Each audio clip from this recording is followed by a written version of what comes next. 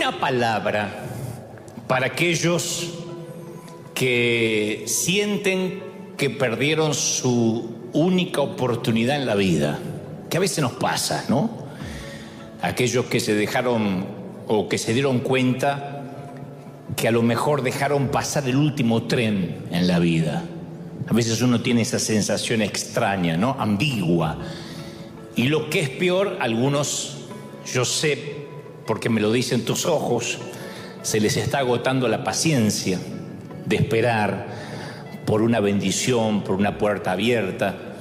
Quizás pediste el aumento de salario o el ascenso por el que trabajaste tan duro, o esperabas ese empleo que le habías pedido al Señor, quedaste trabajando horas extra, te esforzaste porque dijiste llegó mi momento, y cuando se abrió la nueva vacante creíste con toda seguridad que ese aumento o que ese empleo iba a ser tuyo, pero no lo fue, no hay explicación. Otra persona obtuvo el empleo, otra persona tuvo ese aumento de salario. Pasa también con los papeles. Los que esperaban un milagro respecto a migraciones y dijeron este es mi tiempo, este es mi año, este es mi mes, y de repente viste pasar la bendición de costado y no te tocó. O es probable que hayas perdido tu oportunidad con la persona que esperabas pasar el resto de tu vida.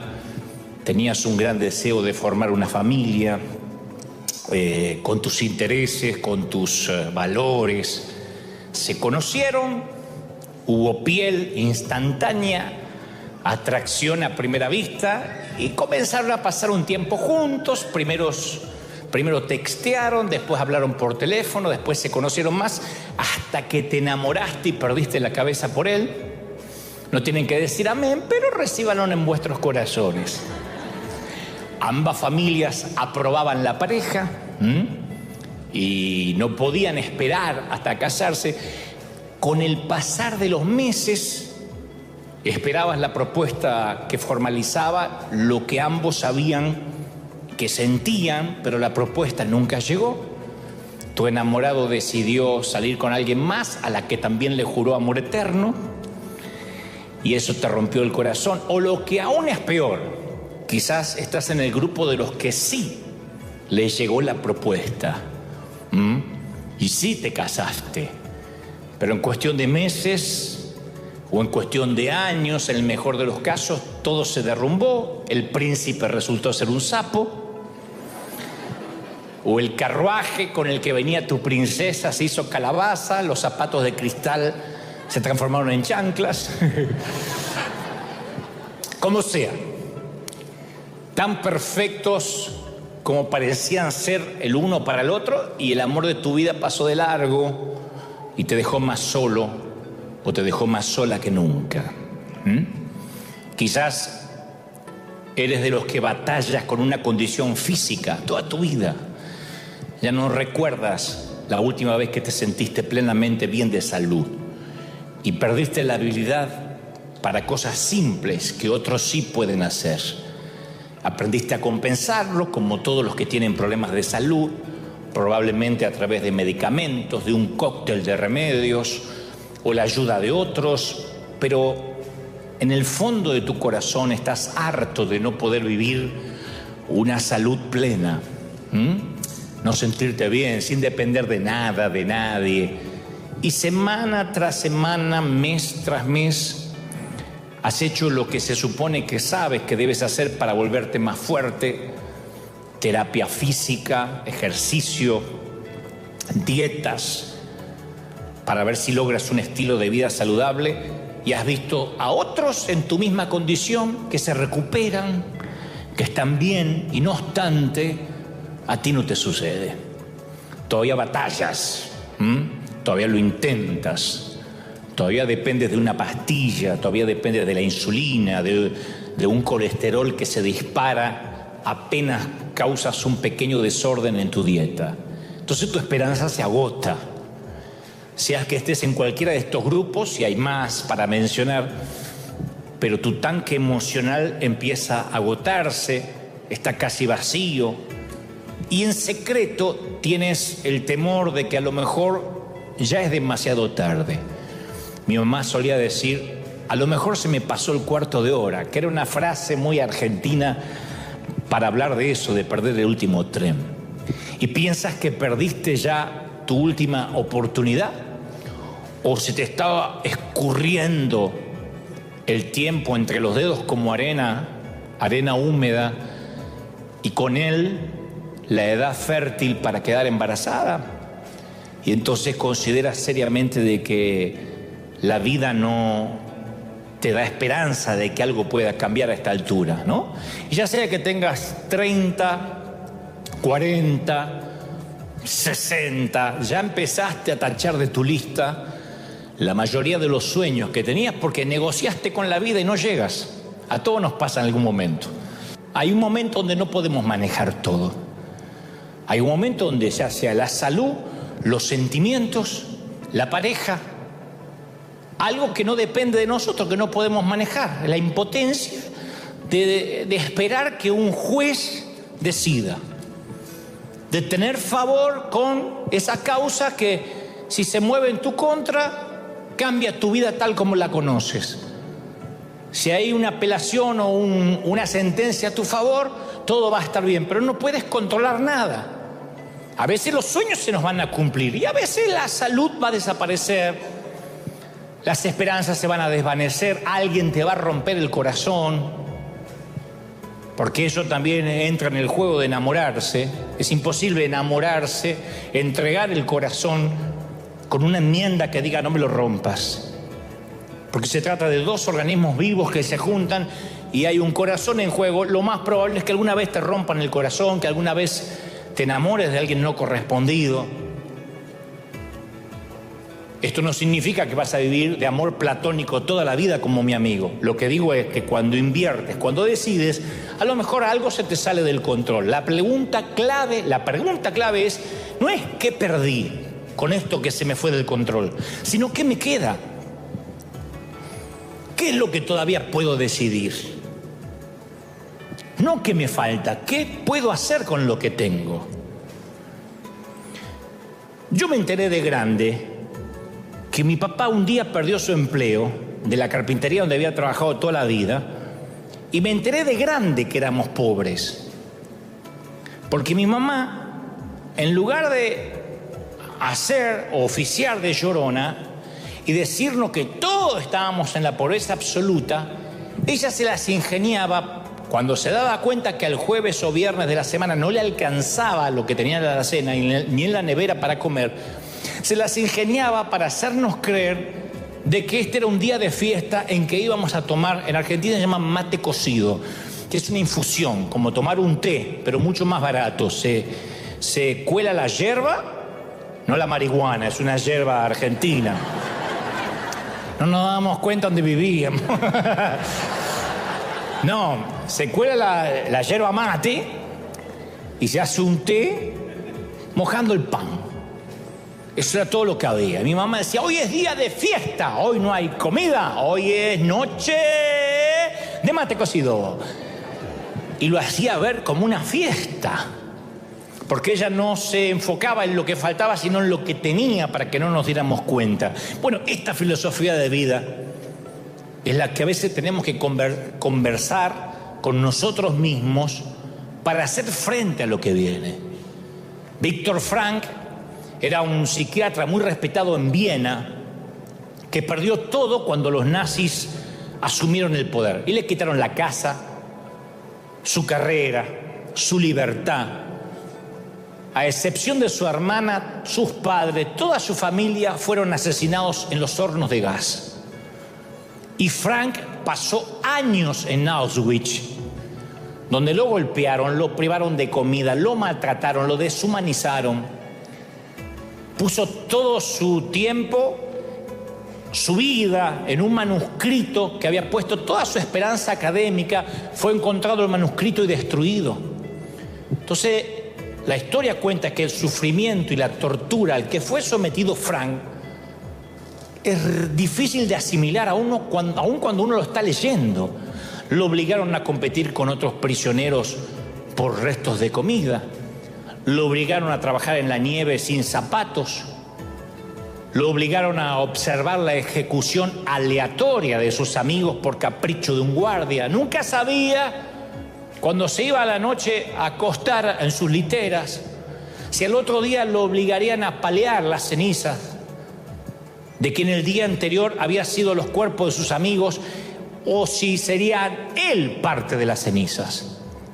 Y demacrado, desnudo, humillado, enfermo, sin esperanza racional de quedar en libertad o de reunirse con sus seres queridos, Frank empezó a darse cuenta de que le quedaba una libertad. Una. Como Daniel, una. Él vio como algunos prisioneros, pese a que se morían de hambre, ofrecían pedacitos de su pan a otros. Empezó a notar como algunos prisioneros, a pesar de estar debilitados, intentaban consolar a los que estaban más débiles. Y llegó a darse cuenta que al hombre, según lo que cita Frank, se le puede quitar todo, excepto una cosa, la última de las libertades humanas. La última de las libertades humanas es decidir la actitud que tendremos ante las circunstancias de la vida. Nadie puede decidir la actitud que vas a tener. Nadie.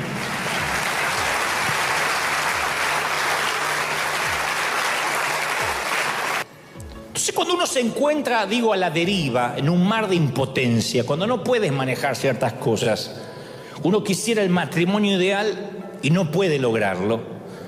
Uno quisiera los hijos perfectos y no puede lograrlo. Uno quisiera la iglesia perfecta y menos puede lograrlo.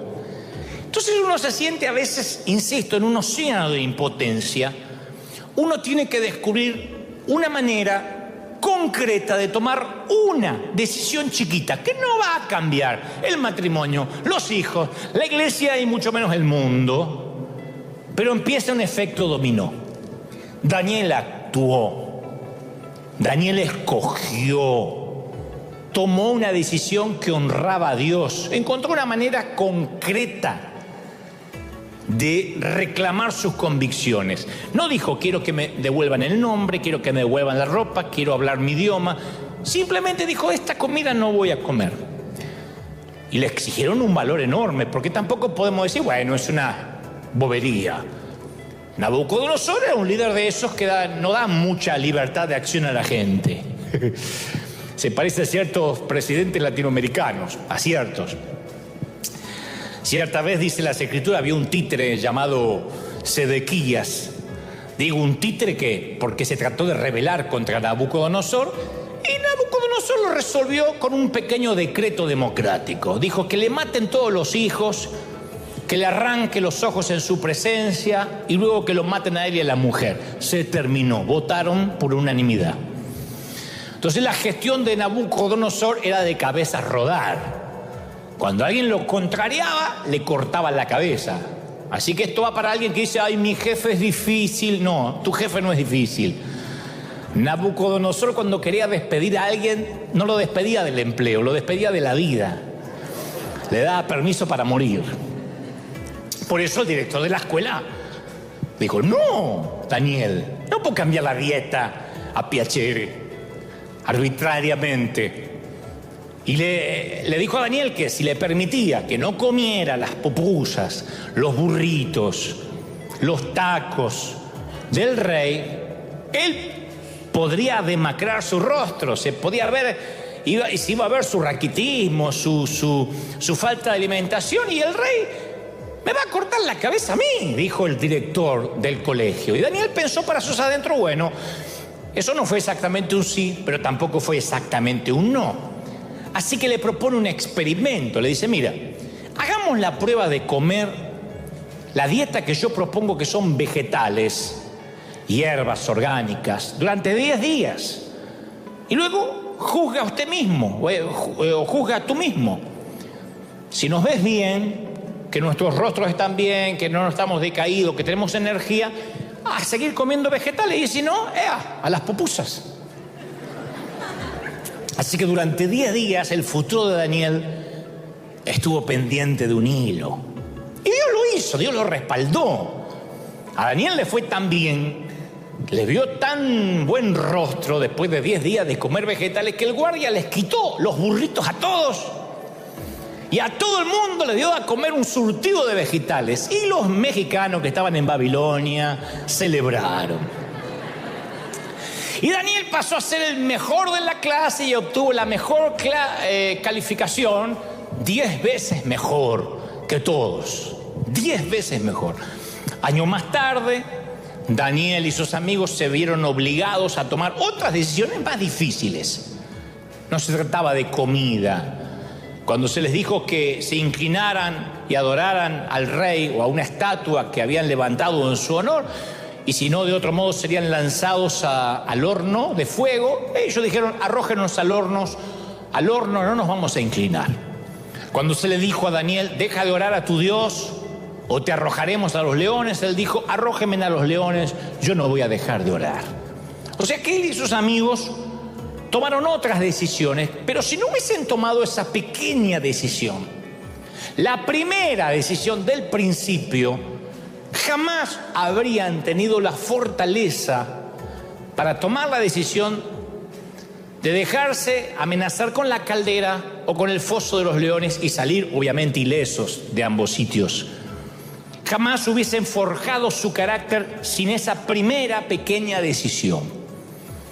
Por eso son las decisiones pequeñas las que nos llevan a las grandes victorias. Cuesta 30, 40 años hacer un éxito de la noche a la mañana. Zacarías 4:10 dice: no desprecien el humilde comienzo, los pequeños comienzos, porque los ojos del Señor se deleitan en ver el trabajo iniciado. Y el pequeño comienzo de Daniel fue no contaminarse con la comida, una decisión pequeña, no contaminarse con la comida del rey.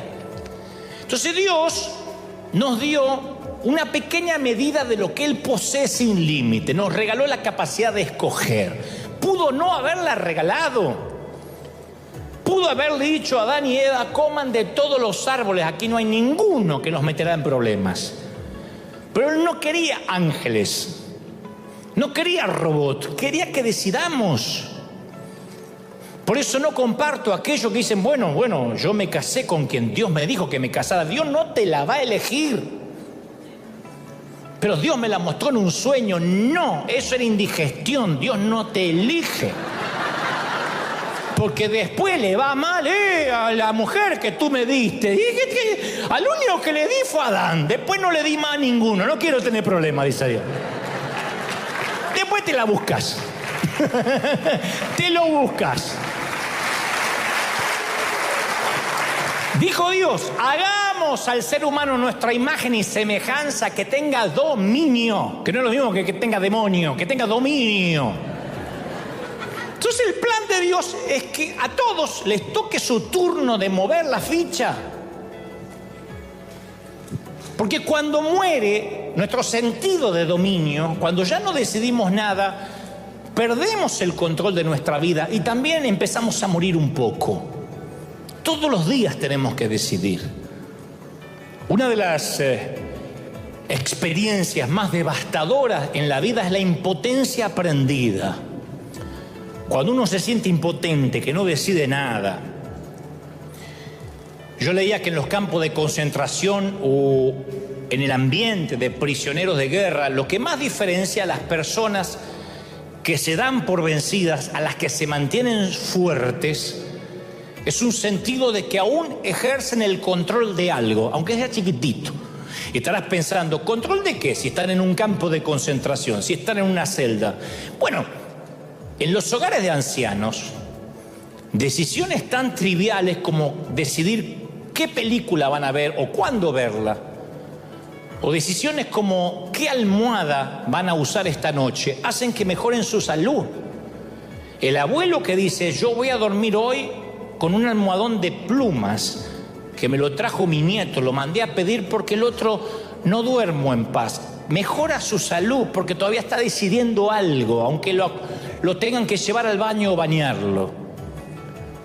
Y baja el índice de mortalidad cuando uno sabe que todavía decide algo, cuando no depende de todo, cuando no es un vegetal. Y hay muchos que están viviendo de manera vegetal, aunque no estén conectados a un respirador, como estos amigos que te conté. Vegetan. Pueden tomar decisiones, saben que están mal en el sitio donde están y se quedan por años vegetando. A mí me cuesta mucho entender a la gente que dice, yo voy a una iglesia pero nunca recibo nada, ahí no me alimentan. ¿Y por qué vas? Y no, porque ahí voy toda la vida. Y así algunos permanecen en sitios donde ya deberían haberse ido hace rato. No es una apología para que la gente se vaya de las iglesias. Digo esto a la hora de un empleo, a la hora de una relación tóxica. Uno tiene que tomar decisiones. Daniel prosperó porque aún en el exilio se negó a creer que era impotente de decidir nada. Y todos, al igual que Daniel, vamos a pasar un tiempo en Babilonia. En algún momento algo no vamos a manejar. Porque eso es la vida. Primero tenemos que tener en claro que ninguno de nosotros, aunque te parezca que sí, no. Ninguno de nosotros somos víctimas de una vida o de circunstancias que escapan a nuestro control. Lo único que escapa a nuestro control es el sitio donde nacimos. La famosa frase que uno no elige a los padres. Pero después no somos víctimas de una vida que no podemos manejar. Todos sin excepción somos responsables de nuestra propia vida. No hay nadie que esté exento a esa responsabilidad. Nadie puede ocupar nuestro turno en el gran juego de la vida. Si la vida fuera un gran juego, tenemos nuestro turno, nuestra oportunidad. Todos tenemos las mismas 24 horas, los mismos 7 días de la semana, la misma duración de los meses, las mismas temporadas. No hay ningún jugador suplente designado que pueda jugar con nosotros. En otras palabras, en la vida no se nos permite decir, como en ciertos juegos de mesa, paso. Cuando no querías tirar los dados, no queríamos, decíamos paso. No se puede decir paso a nada. Cuando nos toca el turno, cada vez que tenemos oportunidad de elegir, tenemos la obligación moral, espiritual, humana de decidir. Pero la mayoría vamos viviendo y en el afán de vivir lo sagrado se nos hace común y no vemos las alternativas que tenemos para decidir. Que yo sé que los que están pensando, que me miran con esos ojos de sapo recién salido del charco diciendo, ¿de qué me hablas? Y yo no puedo decidir nada. Sí, uno de los mejores ejercicios para vivir de manera sabia es estar consciente que todos los días tomamos decisiones. Desde las más básicas, qué color de ropa me voy a poner, por qué camino voy a ir hacia el trabajo, hacia el empleo, hacia la iglesia, qué voy a desayunar, una tostada, un yogur, una fruta. La vida se compone de decisiones que parecen triviales, pero todo el tiempo. Pero después hay otras. ¿Con qué alimentaremos nuestra mente?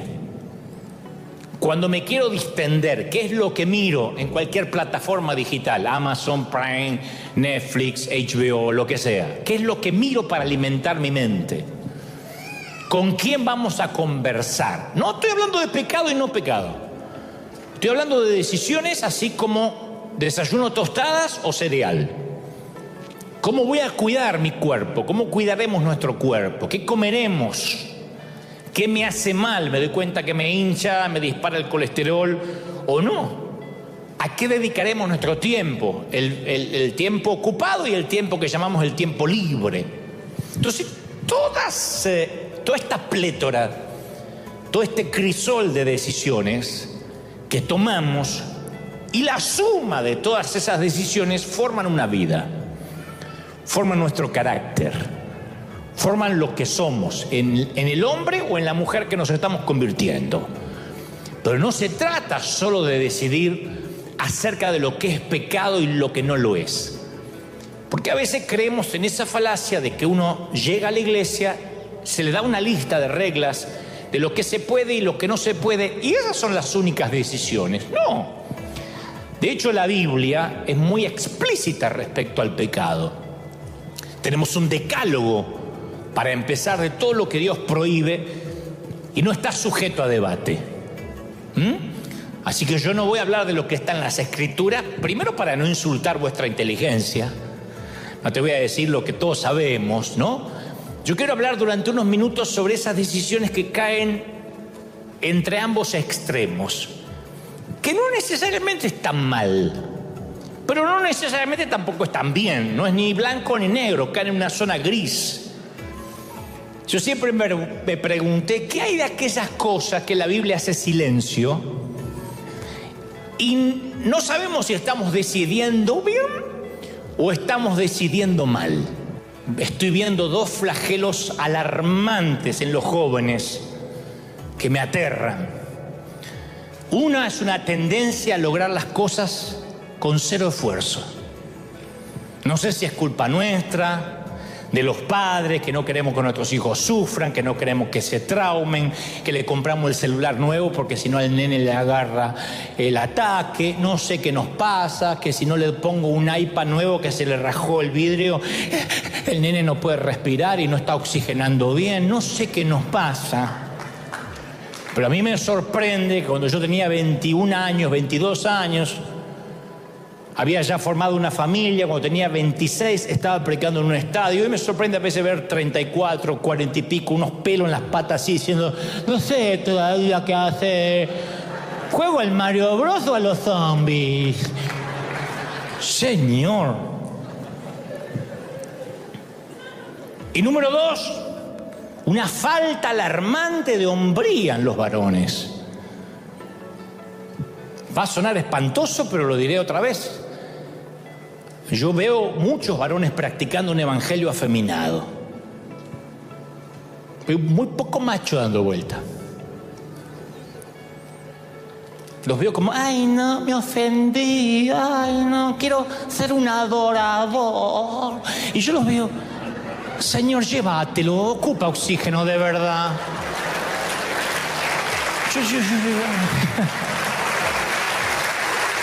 Pregúntenle a las mujeres si acaso nos faltan hombres.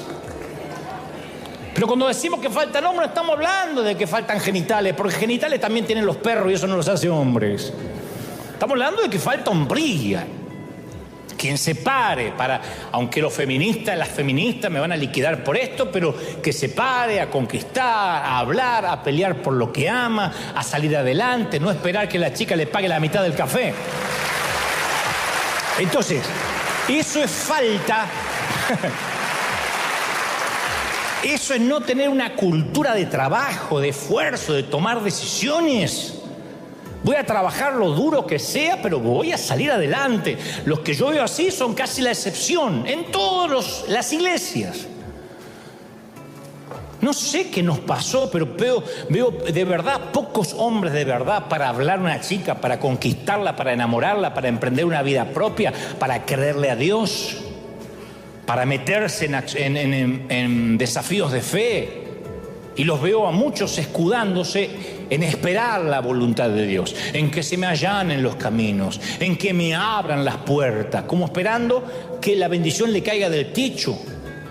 Entonces a veces hay que tomar decisiones y esta es una buena oportunidad de decir, bueno, a ver, sí es verdad, voy a tomar los próximos 10 días para tener una aventura al estilo Daniel. Elegir un aspecto en mi vida en el que pueda tomar alguna medida mínima.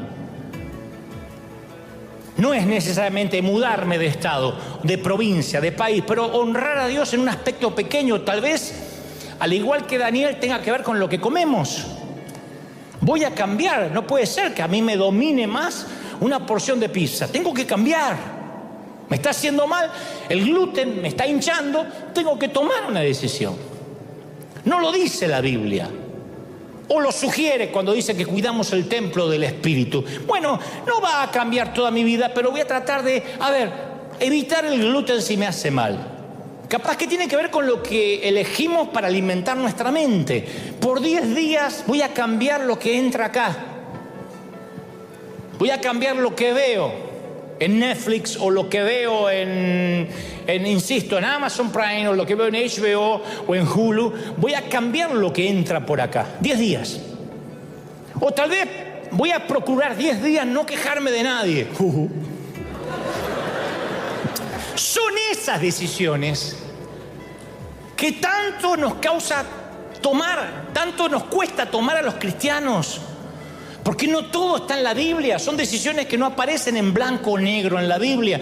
Y el tamiz es sencillo, la receta está en 1 Corintios 6:12, 1. Esto me conviene. Esto me conviene. Todas las cosas me son lícitas, pero no todas me convienen. ¿Puedo? Sí. ¿Necesito hacerlo? Capaz que no. ¿Puedo? Sí. ¿Tendría que ejecutarlo y hacerlo? Sí, capaz que la inacción es mi problema. El término griego para conviene es para mi ventaja. ¿Me da ventaja espiritual esto que voy a hacer? ¿Mi vida espiritual se reforzará con esta relación? Número 2, ¿esto me edifica? Todo me es lícito, pero no todo edifica. La palabra griega para edifica se traduce en construir una casa. O sea, esta decisión va a incrementar mi estabilidad espiritual, me dará mayor madurez, mayor solidez. Hágase todo para edificación. 1 Corintios 14:26. Daniel fue alguien que tomó decisiones sabias con sentido común. No hablo de Moisés, porque a lo mejor podemos decir, bueno, no hay parangón, no hay comparación. A mí nunca se me encendió una zarza en el desierto. Pero Daniel era un tipo que sentía esa ansiedad de los ejemplos que di hace unos instantes cuando comencé el mensaje. Cuando uno siente que no hay nada bajo su control. Uno va al libro de Daniel, el libro que lleva su nombre, y los primeros versículos del libro cuentan la historia de un hombre que era víctima de circunstancias donde si uno lee apresuradamente parece que todo le escapa a su control. No controla nada, así como el que no controla la salud, no controla que no se puede enamorar, no controla que su cónyuge le fue infiel. De igual modo Daniel no puede controlar nada. El rey Nabucodonosor conquista su tierra, lo lleva a él y a otros muchachos al exilio de Babilonia, y Daniel en pocos versículos pierde su libertad, su casa, su hogar, sus amistades, por consecuencia, la condición de ser parte de la nobleza de Israel. El tipo tiene que aprender a hablar un idioma extranjero, un idioma que no es de él. Afortunadamente los que estamos aquí en California podemos hablar español si no somos muy dúctiles en el inglés. La primera vez que pisé este país y llegué a California, alguien me habló en inglés, dije, hey, español, que estamos en California, ¿no? Pero imagina que nadie, estás en, no sé, China, en un país donde no existe el español y tienes que aprender a la fuerza porque no sobrevives. Bueno, de hecho muchos pasaron por eso, ¿no? Él tuvo que aprender un idioma extranjero, vivir y morir en un lugar que nunca soñó estar ni quiso estar. De hecho, es tan grave lo que le pasa a Daniel que perdió su nombre, porque su nombre hebreo era Daniel, que significa el Señor juzgará. Daniel, el nombre tiene que ver mucho con nuestra identidad. Pero ya no era Daniel, se le da un nombre babilónico apenas llega, le cambian el ID, le cambian su documento y dice, ahora te vas a llamar Belsasar. Un recordatorio sutil de que ya ni siquiera controlaba su propia identidad, que es lo que hacen en los campos de concentración, que es lo que hacen en las prisiones cuando te quitan el nombre y te dan un número. Sabes que ni siquiera controlas la identidad, eso afecta psicológicamente a los que no pueden recordar cómo se llamaban o cómo los llamaba la gente. Entonces, si yo hubiese sido Daniel, me estaría quejando de lo malo que era Nabucodonosor como líder, echaría la culpa de mi desdicha al exilio, diría, Dios no me escuchó, Dios no me cuidó, sentiría lástima de mí mismo. Daniel no lo hizo. Los babilonios eran quienes decidían todo por él. Nabucodonosor decidió alistarlos en su academia de liderazgo. Él pretendía ser una suerte de Silicon Valley de Babilonia, que las mejores mentes se estuvieran congruendo en un solo sitio, en un solo lugar.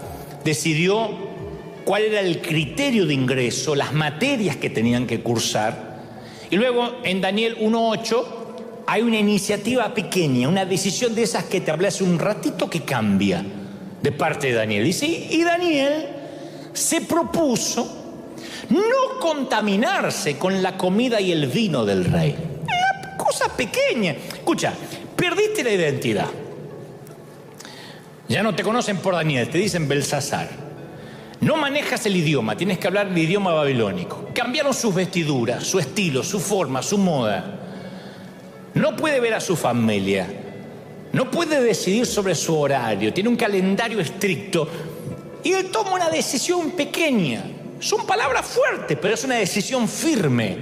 Él decidió en su corazón que honraría a Dios. ¿Con qué? Con lo único que podía honrarlo, porque lo demás, si lo hacía, iba preso, le cortaban la cabeza. Hizo una estrategia con sentido común. Fue realista en cuanto a lo que no podía hacer. Fue realista como aquel que dice, tengo un impedimento físico. A ver, no puedo dejar de tomar insulina. No puedo desprenderme de la pastilla para el colesterol. Pero puedo tomar una decisión. Es realista en cuanto a lo que no puede, establece lazos de afecto y de cariño con el quien manejaba el menú, el director de la escuela, y encuentra una solución. Daniel se presenta ante el director, quiere hablar acerca del menú. Le explicó que a todos les estaban dando a comer la comida del rey, que se trataba de, según grandes historiadores, tacos, burritos y pupusas. Eso viene desde Babilonia. Por eso el espíritu de pupusa es algo que se va a ir con el tiempo, porque viene arraigado de nuestros ancestros. Tacos, burritos y bueno. Y él quería hacer la dieta de Jerusalén, ¿no? Y el texto no explica por qué la comida del rey contaminaría a Daniel. Se supone que quizá violaba las leyes ceremoniales. Tal vez antes de ser llevada a la mesa era ofrecida a dioses paganos y por consecuencia la bendición sobre esa comida no venía de su Dios. La cosa es que al escritor no le interesan los detalles de la dieta, sino lo siguiente: Daniel escogió. Daniel tomó una decisión nimia, pequeña, menor. Conozco a otro muchacho que siempre está enamorado y desea estar en una relación romántica, pero está más solo que Kung Fu. Está solo. Años, siempre solo. Y siempre que me encuentro con él está enamorado. Y ustedes dirán, ¿y por qué? ¿Por qué no concreta? Porque tiene un problemita. Él se enamora de mujeres imposibles de lejos. De quienes se enamora suelen estar más o menos en la categoría de supermodelos. Él las quiere 90, 60, 380 y...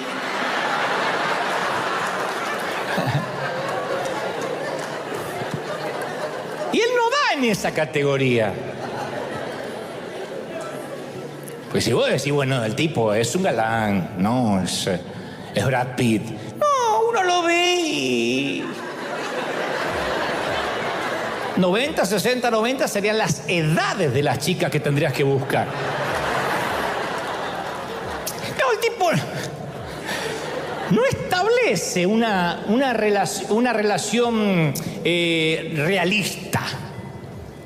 Y de vez en cuando mantiene una conversación con alguna muchacha, que la muchacha ni por enterada se da de las intenciones de él. Sueña con la posibilidad de una relación, pero nunca pasa de eso, del sueño. Él cree que las mujeres bonitas van a caerle del techo, que Dios se las va a mandar porque las reclaman en el nombre del Señor. Y está a la espera de que le suceda algo externo, ajeno a él, que modifique su vida, que modifique su circunstancia y lo haga feliz. No va a pasar. Va a quedar más solo que una ameba. Porque no trabaja. ¿Sabes lo que es una ameba? Pues te reíste. Y a veces culpa de eso a Dios, como si Dios no lo bendijera. Dios no me bendice, no sé por qué, y estoy quedando solo, pero no hace nada. Y como lo conozco bien, a veces lo agarro de la solapa y le digo, esta es tu única vida. Y estás tirando por la borda 1 año a la vez, cabezón. 1 año a la vez. No es lo mismo ser un papá a los 20, a los 30, a los 40 que ser un papá a los 60. Entonces estás tirando por la borda 1 año a la vez y me dice, pero no se enamoran de mí, pero haces algo. Y estoy orando. No es con oración. Habría que bañarse para empezar. No tiene por qué ser así. Y me dan ganas de apretarle el cuello y meterle un poco de sentido común por la fuerza. Y conozco a alguien más que le gustaría emprender un negocio propio, que vive mirando siempre hacia atrás porque ya intentó una vez y fracasó. Yo la llamo la mujer de Lot, que es la que se convirtió en sal por mirar hacia atrás. ¿Saben que los teólogos, los eruditos, los arqueólogos han debatido por siglos la razón por la cual la esposa de Lot miró hacia atrás? Nadie sabe en realidad por qué lo hizo, porque antes de que se le preguntara ya estaba convertida en sal, así que nadie le pudo preguntar. Entonces nadie sabe qué pudo haber pasado. Para los que no conocen la historia, Dios iba a destruir Sodoma, le dijo a toda la familia que salga, a Lot y su familia que no miren hacia atrás. Y esta mujer mira hacia atrás y se convierte en una estatua de sal. No es una fábula porque Jesús hizo referencia a este incidente. Entonces, claro, Sodoma, intento psicoanalizar a la mujer. Era su casa, lo que conocía. Así como este amigo mío que dice, acá tengo mi cheque, acá la gasolina es barata, el clima le gusta a los chicos. Entonces Sodoma para ella era lo conocido. No era la vida, pero era una vida. Uno hace lo que puede. Y esta mujer, en violación directa al mandamiento de Dios de no mirar hacia atrás, volteó y perdió su humanidad. Cuando tenemos 7, 8 años podemos pensar que vamos a ser astronautas o policías o que podremos ser actores de Hollywood o bailarinas, el caso de las chicas, tantas cosas. Y a medida que uno va creciendo, uno tiene golpes de realidad donde va tachando primero los sueños que van a ser relativamente imposibles y finalmente uno negocia con la vida. Y se da cuenta que a determinada edad uno tiene que tener sueños más concretos, más prácticos. Y te da como estupor saber que quedan poquitos, porque uno no puede volver atrás, porque el tiempo, como digo, siempre es un gran timador que nos hace creer que podemos hacer mañana lo que debimos haber hecho ayer. La cosa es que tendemos a los extremos, o nos sentimos como víctimas de las injusticias de la vida, que no nos pasa nada, mientras que al mismo tiempo nos sentimos con derecho a tener lo que queremos tener, lo que creemos que Dios nos debe. Entonces, a medida que vemos que otros reciben el empleo, la pareja, el cónyuge, la carrera, la salud, las bendiciones materiales que anhelamos disfrutar, nosotros nos empezamos a cansar de esperar. Y no podemos entender por qué otros obtienen lo que queremos mientras seguimos nosotros batallando, luchando, intentando. Y no podemos comprender por qué siempre alguien más se nos adelanta. Es como correr una carrera de resistencia y siempre alguien es más veloz que nosotros. No en términos de envidia, sino en decir, no me toca nunca. Siento que a veces tengo deseos de bajar los brazos y sentimos, insisto, que se nos debe, que tenemos derecho y simplemente no encontramos la razón por la cual permanecemos atorados en el mismo lugar. Como los hámster corriendo en una ruedita dentro de la jaula. Corremos, nos cansamos, nos agotamos al final del día y siempre estamos atorados en lo mismo. Nos sentimos paralizados por un montón de responsabilidades, cuentas que pagar, tarjetas que nunca podemos bajar al mínimo, tan poco dinero, salud deteriorada, y encima de eso vamos envejeciendo cada día. Cada día, desde la cuna a la tumba, nos acercamos más nos alejamos más del útero y nos acercamos más al sepulcro. Y se siente en especial doloroso porque muchos no hemos dejado de guardar la fe. Hemos sido fieles. Yo le estoy hablando a los que dicen, más o menos he sido fiel, he cometido algunos errores, pero me congrego, soy fiel en mis finanzas. Y no entiendo por qué entonces, si Dios quiere lo mejor para nosotros, ¿por qué no responde nuestras oraciones? ¿Por qué no sana nuestras heridas? ¿Por qué no restaura nuestras relaciones? Estoy harto de vivir sola, dicen algunas damas. Estoy harto de no enamorarme nunca o no tener la capacidad de amar, dicen otros caballeros. Y pensamos, ¿por qué nunca me toca una buena temporada? Nos dijeron desde chicos que están las temporadas de vacas gordas, las de vacas flacas, pero a nosotros no se nos cruzó una vaca gorda desde hace años. Hasta le tomamos cariño a las vacas flacas. Decimos, bueno, nunca me toca una buena temporada. Y nos cansamos de esperar, insisto. Esta es la sensación, que nuestra paciencia se va como agotando. En las Escrituras habla del manto púrpura que le pusieron a Jesús los soldados romanos como una burla a sus pretensiones de rey. Si le pusieron una corona de espinas, el manto púrpura no podía faltar. ¿Te consideras rey? Bueno, siéntete rey de los judíos. Y la Biblia, volviendo a nuestra historia, habla que en cierto momento el hijo de Nabucodonosor, ya Nabucodonosor que tomó cautivo a Daniel y los muchachos, estaba muerto. El hijo, Belsasar, estaba turbado por una visión que había tenido. Estaba un día en la casa y aparece una escritura, una mano que escribe en la pared. 3 palabras que no sabe qué significan. Mene, mene. Bueno, 4 en realidad. Mene, mene, tekel, uparsin. Y él no sabe esta interpretación. Y alguien le habla de Daniel, que fue considerado ser 10 veces mejor. Y dice la Biblia, Belsasar llama a Daniel. Daniel le da la interpretación. Pesado ha sido en balanza y ha sido hallado falto. Esa misma noche Belsasar muere, porque es una sentencia divina de Dios que Daniel le revela. Pero antes Belsasar ordenó que vistieran a Daniel de púrpura y le pusieran un collar de oro al cuello, y que él tenía la autoridad como tercero en todo el imperio, en todo el reino. De modo que Daniel, aun cuando lo perdió todo, obtuvo un atuendo de libertad, de realeza, en un sitio donde él pensaba que iba a morir cautivo, sin decidir nada. Pero no puedes obtener un manto púrpura si no tomas decisiones pequeñas como la que él tomó cuando adolescente, de no comer la comida del rey. Decisiones chiquitas que tienen que empezar con nuestros hijos, con nuestros jóvenes. Yo voy a decir esto una sola vez y no lo voy a repetir. Entonces, cuando uno se pregunta, ¿es pecado hacer esto o lo otro? ¿Puedo usar aretes? ¿Me puedo hacer un tatú? ¿Puedo tener relaciones? ¿Puedo pasarme del Barça al PSG?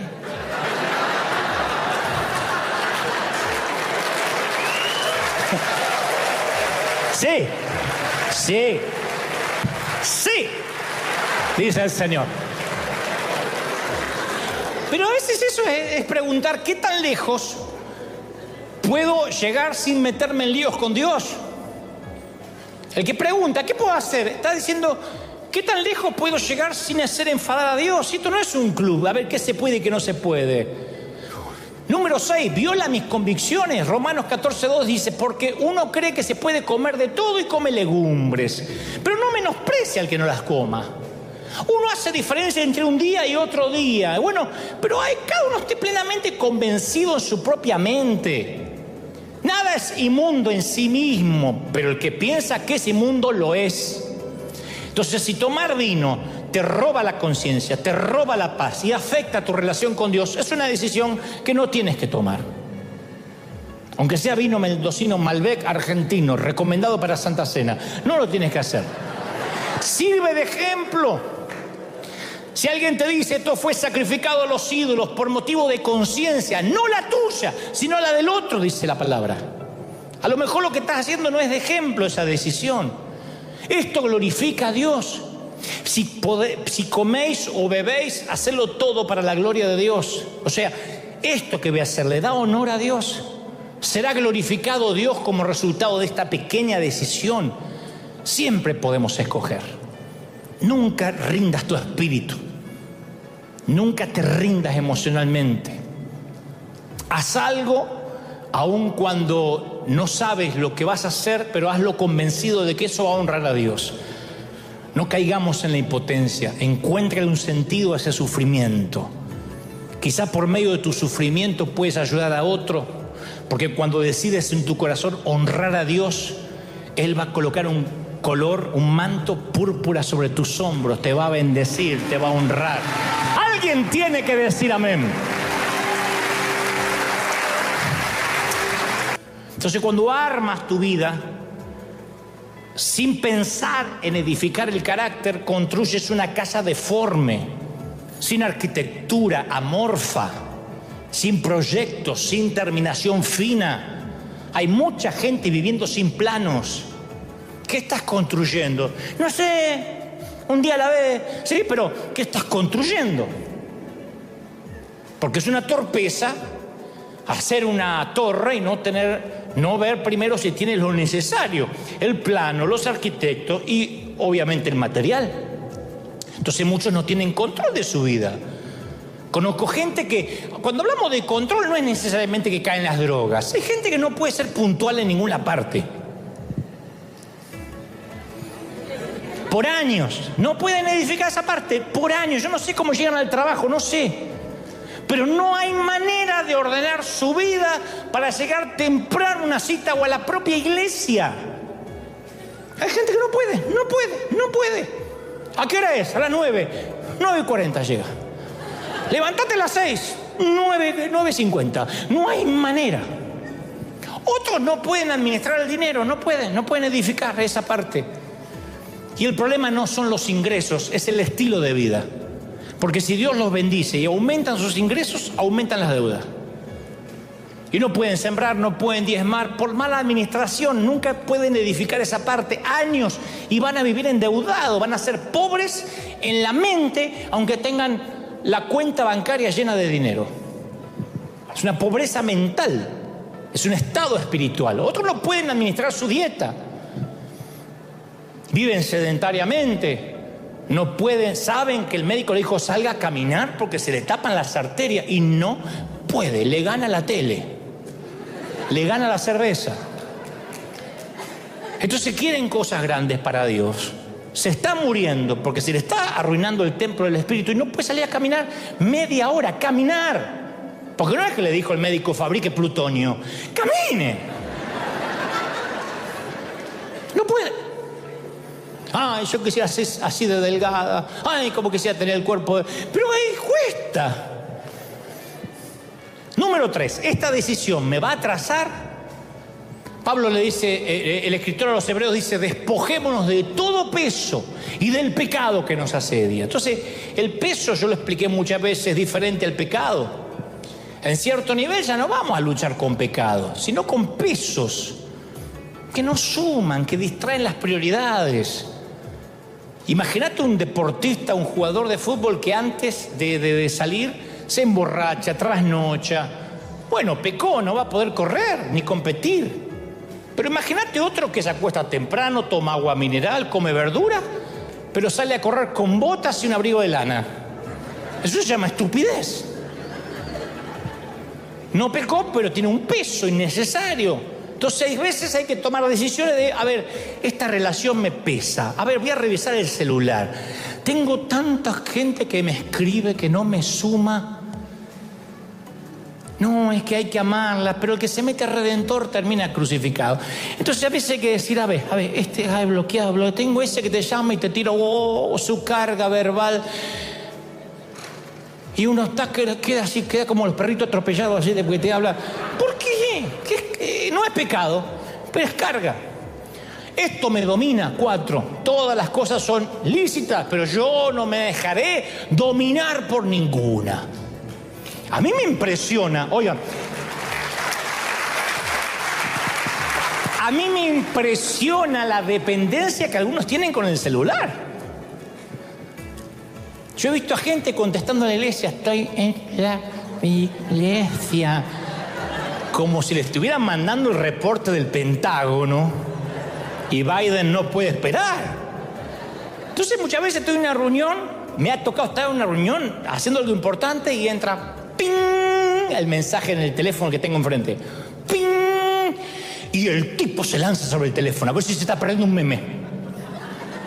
A veces se mandaron justo una foto del perro haciendo caca y no lo vio. Entonces quiere verlo. Y contesta de inmediato. Lo veo teclear, sonreír un rato.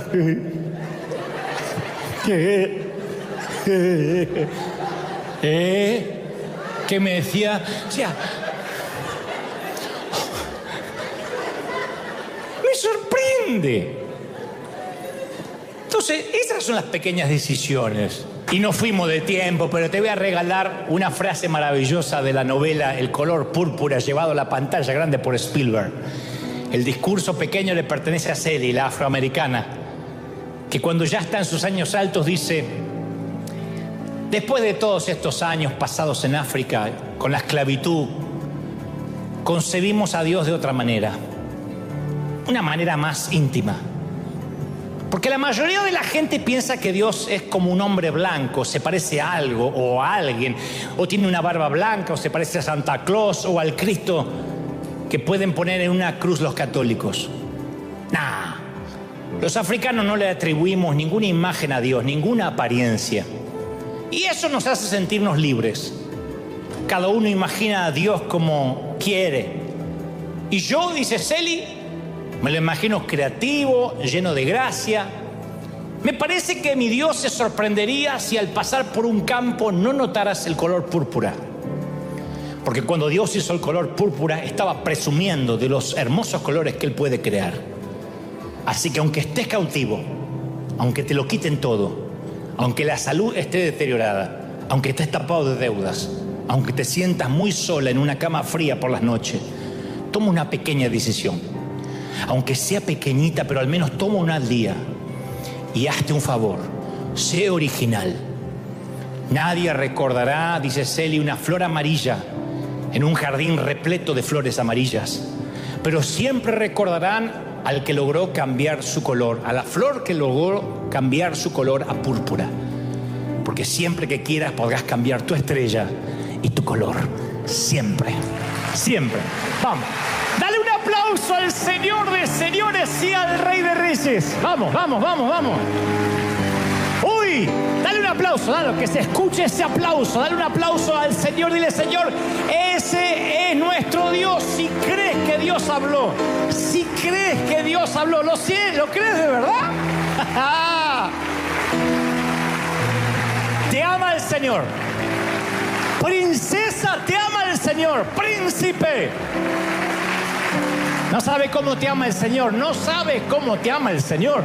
Te ama, te ama, te ama, te ama. En sus manos te tiene esculpido. Te ama el Señor. ¿Cómo no te va a amar? Toda la iglesia, los que están allí, repitan conmigo: Señor Jesús, te recibo como mi Salvador. Entra en mi vida, transfórmame. Anota mi nombre en el libro de la vida. Perdona mis pecados. Amén y amén. Amén. Y ahora levanten sus manos, quiero orar por todos. Padre, gracias por esta cuna de campeones, por estos obreros de primera línea, por estos generales tuyos. Lloro, bendigo a niños, jóvenes, ancianos y adultos, para que una doble porción de tu Espíritu los toque, para que la corriente del Espíritu los bendiga. Bendigo a los que vienen de lejos, a los que están en sus hogares, en Asia, África, América, Oceanía, en Europa, en los 5 continentes, los que están mirando, lo que están recibiendo en sus hogares. Te bendice el Señor. Hay gente en todo el mundo tomando decisiones pequeñas, decisiones que han de cambiar. Es un efecto mariposa que cambiará al otro lado del mundo, que hará que gente sea tocada, bendecida. Yo clamo, oro y bendigo a los que están aquí. Declaro bendición.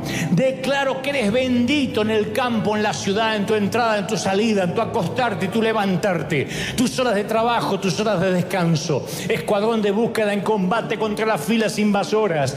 Te bendice el Señor, te toca el Señor. ¿Cómo no te va a bendecir? ¿Cómo no te va a tocar si en sus manos te tiene esculpido? Te bendigo, suelto sobre ti la bendición y declaro que tus cosas serán bendecidas, que no termina el mes de agosto sin que la gloria de Dios, sin que la gloria del Espíritu caiga sobre los tuyos, en el cuerpo, en el alma y en el espíritu. Amén, amén y amén. Que Dios te bendiga firme como talón de oso. Chau, hasta la próxima. Con este aplauso nos despedimos. Bendecido para todos. Chau, chau, chau, chau, chau.